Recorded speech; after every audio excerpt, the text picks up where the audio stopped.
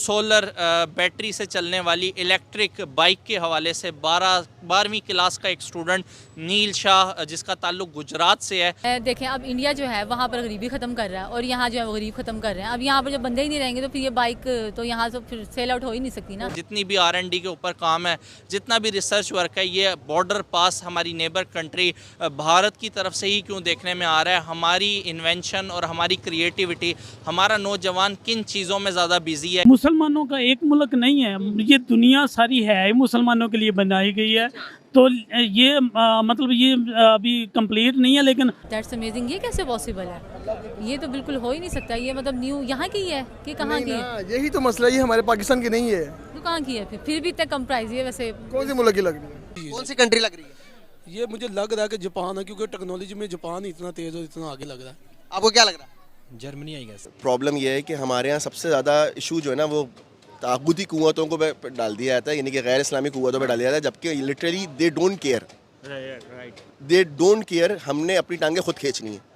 उनका 99% literacy rate है, ठीक है। और वो हम वहाँ पे जाते हैं सेहत के लिए, वहाँ पे जाते हैं, यकीन करें वहाँ पे आप ना सिगरेट की डब्बी नहीं फेंक सकते, पान का जो कवर होता है ना वो नहीं आप फेंक सकते। वो सफाई देखें ना, ये चीजें हमें सिखाती हैं। बाइक्स बना मैं इंडिया वालों को सिर्फ इतनी बात कहूँगा कि मैं बहुत जलता हूँ इस तरह की चीज़ देखता हूँ कि इंडिया में लॉन्च हो रही है, पाकिस्तान में क्यों नहीं हो रही। जेलसी होती है तुम लोगों से, मुझे कसम से। एजुकेशन लफ्ज़ जहाँ पे लगता है ना उसमें हम बड़े पीछे हैं। हम अगर पिछले 20-25 साल को देखें ना, 30 साल को, तो हमने एजुकेशन पे काम किया ही नहीं है। ये उसी वजह से देखें ना, दूसरी जो हमसाई कंट्री है हमारी वो कहाँ पे पहुँच गए हैं। हम अभी भी आपस में एक दूसरे से लड़ रहे हैं। हम लोग मायूस हो गए। घर के हर शय बिक गई है, कुछ नहीं रहा पास। साहब खुदाई कसम कुछ नहीं रहा, जलील कर दिया इन्होंने। पढ़ाई का मसला है इधर, वहाँ पे नहीं है। उधर तालीम अच्छी है उनकी। हाँ जी। अच्छा, जिससे भी बात की जाए ज्यादातर यही लोग कह रहे हैं कि एजुकेशन सिस्टम वहाँ का बेहतर है।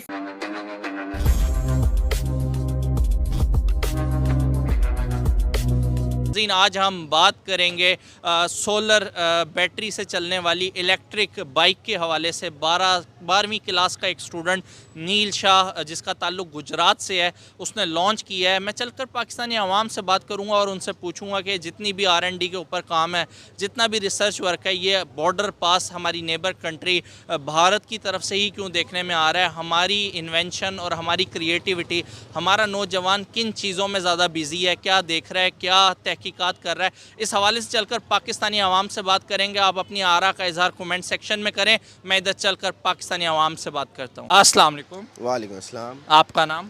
हारिस। क्या करते हैं सर आप? मैं इंजीनियर हूँ। इंजीनियर हैं? कौन सी इंजीनियरिंग की है आपने? इलेक्ट्रॉनिक्स। आजकल कैसी लाइफ जा रही है पाकिस्तान के अंदर? नहीं, अभी तो बहुत ख़राब जा रही है अगर आप फाइनेंशियल हवाले से देखें तो।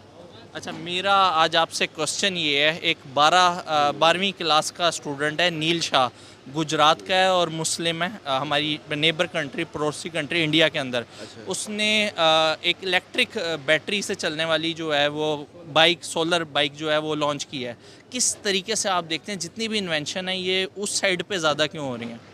उस साइड पे ज़्यादा इसलिए हो रही है क्योंकि वहाँ पे मौके ज़्यादा है, वहाँ पे गवर्नमेंट सारी चीज़ों पे सब्सिडीज़ देती है, फिर एंटरप्रेन्योर्स को प्रमोट करती है। सबसे अहम चीज़ ये है, तो एंटरप्रेन्योर्स को प्रमोट करने की वजह से जो है वो वहाँ पे अपॉर्चुनिटीज़ निकलती हैं। यहाँ पे तो आपके पास कोई ऐसे वो ही नहीं है, प्लेटफॉर्म ही नहीं है कि जो किसी भी एंटरप्रेन्योर को परफॉर्म किया जा सके, जबकि यहाँ पे टैलेंट तो बहुत मौजूद है, टेक्निकल लोग भी मौजूद हैं, टैलेंट भी मौजूद है, लेकिन जो है एंटरप्रेन्योर्स को जो है वो नहीं किया जाता, प्रमोट नहीं किया जाता या उनको इनकरेज नहीं किया जाता। सर, इस बात को भी वैसे अब ग्लोबली जो है वो ट्रोल किया जाता है कि पाकिस्तानी बहुत ज़्यादा कहते हैं कि टैलेंट बहुत ज़्यादा है, लेकिन अगर देखा जाए जितना भी R&D के ऊपर काम हो रहा है वो इंडिया में बहुत ज़्यादा हो रहा है, मतलब पाकिस्तान के अंदर उस तरीके से नहीं हो रहा। क्या वजह लगती है, हम इतना पीछे क्यों रह गए?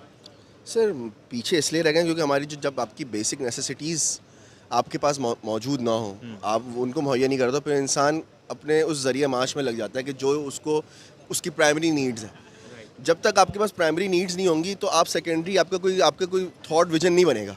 जब आपको रोटी खानी है तो फिर आप रोटी के लिए भाग दौड़ करोगे, ना कि आप किसी और चीज़ के लिए करोगे। क्या इनोवेशन करोगे? जो इंडिया वाले हैं वो इन चीज़ों से मतलब आगे निकल गए? नहीं, उनसे आगे नहीं निकले, लेकिन उनकी आबादी हमसे कोई 5-6 गुना ज़्यादा है। हाँ।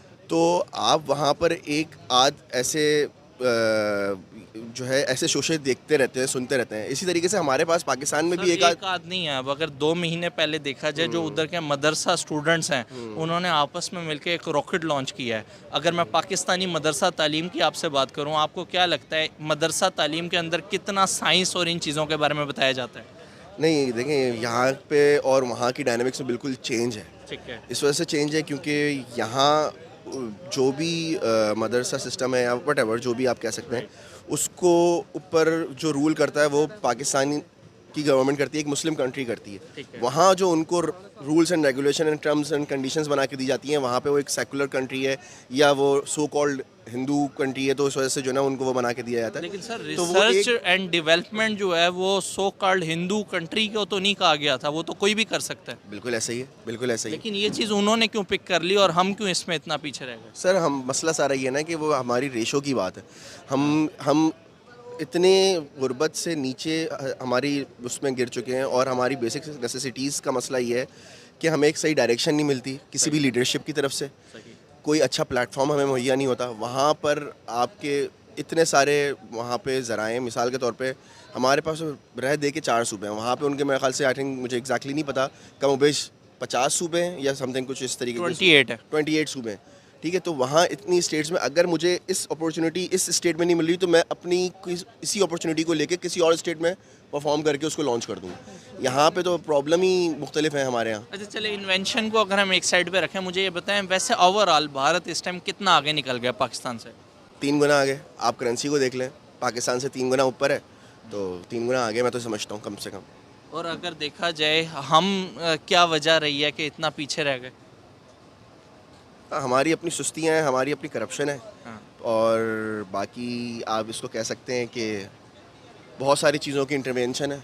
अगर वो इंटरवीन ना करें तो हम भी आगे निकल सकते थे। बहुत क्या वजह समझते हैं वो टेक्नोलॉजी में? अगर सोलर एनर्जी की बात की जाए, इस तरीके से काफ़ी डेवलपमेंट आ रही है इंडिया में और पाकिस्तान में नहीं आ रही। हाँ, इसमें वो अपने मुल्क की कदर कर रहे हैं, वो अपना लोगों की रिस्पेक्ट कर रहे हैं, और उनको जो है ना वो नॉलेज आ गया, दुनिया में वो घूमते हैं तो उनको समझ आई है कि दुनिया कैसे आगे जा रही है। तो इस वजह से वो अपनी टेक्नोलॉजी पे ज़्यादा उन्होंने फोकस किया हुआ है। टेक्नोलॉजी पे वजह क्या समझते हैं? गवर्नमेंट उनकी ठीक है, अवाम उनकी ठीक है, जिसकी वजह से तरक्की हो रही है, इस तरीके से डेवलपमेंट्स हो रही हैं। मतलब पूरा का पूरा गाँव, ये शायद एशिया का पहला ऐसा गाँव होगा जो फ्री इलेक्ट्रिसिटी जिसे प्रोवाइड की जाएगी, और वो भी सोलर सिस्टम के थ्रू। हाँ, उसमें ऐसा है कि उनकी एजुकेशन जो है ना वो काफ़ी बेहतर है। उनके हमारे साथ लड़के जॉब करते हैं, वो इतने वेल एजुकेटेड, इतनी वो जो है ना वो उनको नॉलेज थी हर चीज़ के बारे में, उनको जो है ना वो फैसिलिटी बड़ी। किस मतलब कंट्री में रहे हैं? मैं बगदाद में था। बगदाद में रहे हैं, तो वहाँ पर मतलब जो आपके साथ इंडियंस थे काफ़ी ज़्यादा एजुकेटेड है आपका? हाँ, वही थे, काफ़ी उनको ना नॉलेज था, काफ़ी वो पढ़े लिखे थे। तो वो उनकी जो है ना गवर्नमेंट वो जो है उनको फैसिलिटेट कर रही है, वो एजुकेशन पे उनका बड़ा फोकस है। तो एजुकेशन तो मेन चीज़ है ना, उसके बाद जो बाकी टेक्नोलॉजी यूज़ करना भी तब भी आता है एजुकेशन हो तो। डेफिनेटली एजुकेशन होगी तो इंजीनियर पैदा होंगे, एजुकेशन होगी तो मेडिकल सिस्टम बेहतर होगा, एजुकेशन सिस्टम होगी तो कोई भी फील्ड है वो बेहतरी की तरफ जाएगी। पाकिस्तान की बात कीजिए, क्यों नहीं हम लोग ये चीज़ें सीख रहे? क्यों हम आज भी कुएँ के मेंढक बने हुए हैं? क्यों नहीं आगे बढ़ रहे? हाँ, ये कुछ इसमें हमारी आवाम भी जो है वो रिलैक्स रहना चाहती है, तो आवाम की जो है ना वो सोच के मुताबिक ही हुक्मरान आते हैं। जैसे आवाम वैसा हुक्मरान। हाँ जी, तो हमारे जो है ना हुक्मरान अभी उस तरह के हैं जैसे हम चाह रहे थे। दोस्तों, आज भारत के एजुकेशन सिस्टम की पूरी दुनिया में जमकर तारीफ हो रही है। भारत से पढ़कर निकले बच्चे आज पूरी दुनिया में अपना लोहा मनवा रहे हैं। दोस्तों, एक ऐसे ही बच्चे ने ऐसा इनोवेशन कर दिया जिसकी तारीफ आज चारों ओर हो रही है। 12वीं में पढ़ने के दौरान अपने एक शिक्षक की मदद से एक सोलर साइकिल उस बच्चे ने डिजाइन कर दिया जो बिल्कुल स्कूटर की तरह काम करती है और इसको चलाने में कोई खर्चा नहीं आता। गुजरात के वडोदरा के रहने वाले 18 वर्षीय नील शाह ने यह साइकिल बनाया है। इस साइकिल में एक सोलर पैनल लगा है जिसकी मदद से इसकी बैटरी चार्ज होती है और उसके बाद ये बाइक में बदल जाती है। नील शाह के पिता ने एक कबाड़ वाले से मात्र 300 रुपये में एक साइकिल खरीदी थी और नील ने इस साइकिल पर महज 12,000 रुपये खर्च करके इसे एक सोलर साइकिल में बदल दिया। अगर रात के समय इस साइकिल को चार्ज करना हो तो डायनेमो की मदद से इसे चार्ज कर सकते हैं। इसके अलावा ये साइकिल में 10 वाट की सोलर प्लेट लगी है, जिससे साइकिल आराम से 10 से लेकर 15 किलोमीटर का सफ़र तय कर सकती है। तो दोस्तों आज के लिए बस इतना ही। अगर आपको ये वीडियो पसंद आया हो तो वीडियो को लाइक कर दें और हमारे चैनल को सब्सक्राइब कर लें।